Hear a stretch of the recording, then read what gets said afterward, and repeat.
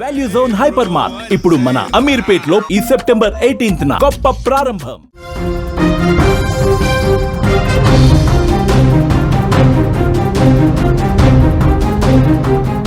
తన హాస్యంతో కడుపుబ్బా నవ్వించిన ప్రముఖ హాస్య నటుడు రోబో శంకర్ కన్నుమూశారు. అనారోగ్య సమస్యలతో తుది శ్వాస విడిచారు.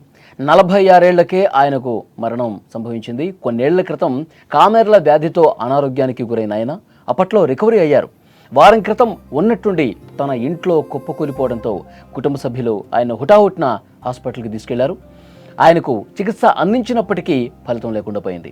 గురువారం రాత్రి 8:30 సమయంలో ఆయన ప్రాణాలు విడిచినట్టుగా సమాచారం ఉంది. శంకర్ కిడ్నీ, లివర్ ఫెయిల్ కావడంతో అతన్ని రక్షించడం వైద్యులకు కూడా సాధ్యపడలేదు. రోబో శంకర్ భౌతికాయాన్ని అభిమానుల సందర్శనార్థం చెన్నైలోని ఆయన నివాసంలో ఉంచారు. ఆయన అంత్యక్రియలు ఈరోజు నిర్వహించబోతున్నట్లుగా కుటుంబ సభ్యులు చెప్పారు. ఆయనకు భార్య ప్రియాంక, కుమార్తె ఇంద్రజ ఉన్నారు. ఇంద్రజ కూడా బిగిల్ చిత్రంతో నటిగా పరిచయమైనటువంటి పరిస్థితి ఉంది.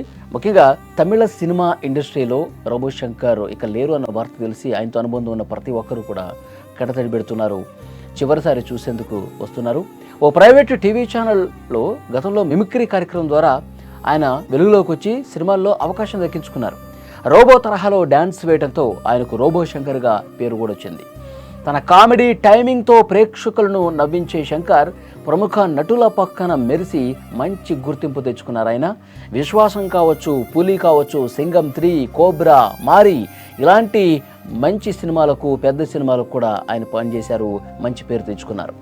బోలెడు కెరీర్ ఉన్నటువంటి కమెడియన్ శంకర్ తక్కువ వయసులో మరణించడంతో తమిళ సినిమా పరిశ్రమలో తీవ్ర విషాదం నెలకొంది. ఆయన మరణ వార్తతో కోలీవుడ్ మొత్తం కూడా దిగ్భ్రాంతికి గురైంది. పలువురు సినీ ప్రముఖులు, అభిమానులు సోషల్ మీడియా వేదికగా సంతాపం తెలియజేస్తూ ఉన్నారు. చాలామంది సోషల్ మీడియాలో ట్వీట్స్ కూడా చేస్తూ ఉన్నారు. రోబో శంకర్ మరణం నిజంగా నమ్మలేకపోతున్నాం. ఒక మంచి నటుడు, ఒక మంచి హాస్య నటుడిని ఈరోజు కోల్పోయింది తమిళ సినిమా ఇండస్ట్రీ అంటూ చాలామంది మాట్లాడుతున్నారు. రాజ్యసభ ఎంపీ నటుడు కమల్ హాసన్ కూడా ఎమోషనల్ అయ్యారు. రోబో శంకర్, రోబో అనేది ఒక మారుపేరుగా ఆయనలో మారిపోయింది. నా నిఘంటువులో నువ్వు నా తమ్ముడు అంటూ ఆయన రాశారు. నన్ను వదిలి వెళ్ళిపోతావా, నీ పని అయిపోయింది, నువ్వు వెళ్ళిపోయావు, నా పని అసంపూర్ణంగానే ఉంది అంటూ చాలా ఎమోషనల్గా సోషల్ మీడియా వేదికగా ఆయన రాసుకొచ్చారంటే ఎంత అనుబంధం ఉంది నటులతో, తోటి నటీనటులతో, పెద్ద హీరోలతో ఆయన ఎంత సఖ్యతగా ఉండేవాళ్ళు, ఎంత మంచిగా ఉండేవాళ్ళు అనేది కూడా చాలా స్పష్టంగా ఇక్కడ మనకు అర్థమవుతుంది.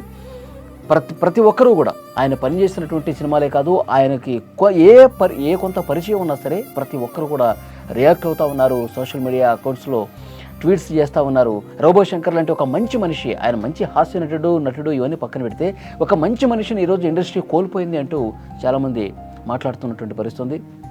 ఆయనతో నటించినటువంటి పెద్ద హీరోలు అందరూ కూడా రియాక్ట్ అవుతున్నారు. ఆయన భౌతికాయాన్ని సందర్శించి ఆ కుటుంబానికి సంతాపం తెలియజేస్తున్నటువంటి పరిస్థితి, తమ ప్రగాఢ సానుభూతిని తెలియజేస్తున్న పరిస్థితి. ప్రతి ఒక్కరూ కూడా ఇండస్ట్రీలో ఆయనతో పనిచేస్తున్న ప్రతి ఒక్కరు కూడా ప్రస్తుతం ఆయన్ని చివరిసారి చూసేందుకు వస్తున్నారు. ఎంతో గొప్ప కెరీర్ ఉంది, కానీ అనారోగ్య సమస్యల వల్ల ఆయన చనిపోవడం చాలా బాధాకరం అని చెప్తున్నారు. ఆయన గతంలోనే కామెర్ల వ్యాధితో బాధపడ్డారు, చికిత్స తీసుకున్నారు, కొంత రికవర్ అయ్యారని చెప్పేసి అనుకున్నారు. కానీ మళ్ళీ అది తిరగబెట్టిందా, లేకపోతే ఒక్కసారిగా గత వారం కుప్పకూలి పడిపోయారు. వెంటనే ఆయన ఆసుపత్రికి తీసుకెళ్తే లివర్, కిడ్నీ ఫెయిల్ అయిపోవడం వల్ల ఇంకా డాక్టర్స్ కూడా ఏమీ చేయలేని పరిస్థితి. గత రాత్రి 7 గంటల ప్రాంతంలో ఆయన కన్ను మూసినటువంటి పరిస్థితి. వారి కుటుంబం శోకసంద్రంలో మునిగిపోవటమే కాదు, యావత్తు తమిళ సినీ పరిశ్రమ కూడా జీర్ణించుకోలేని పరిస్థితి కనిపిస్తుంది. పెద్ద హీరోలు అందరూ కూడా తమ సానుభూతి తెలియజేస్తూ ఉన్నారు.